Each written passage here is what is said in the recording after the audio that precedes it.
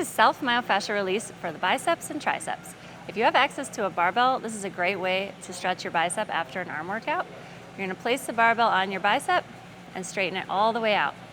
You can roll the bicep to the next tender spot, straighten all the way out.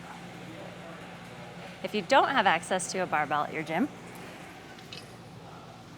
I'll show you a couple of other ways. So you can use a spiky ball or a kettlebell, press that into your bicep while it's contracted, and straighten all the way out and hold for 5 seconds. The more pressure you put in, the more release you'll feel. For triceps, we're going to use something like this. We could also use a spiky ball. Flat on a table or a chair, putting some pressure into your tricep and stretching all the way up.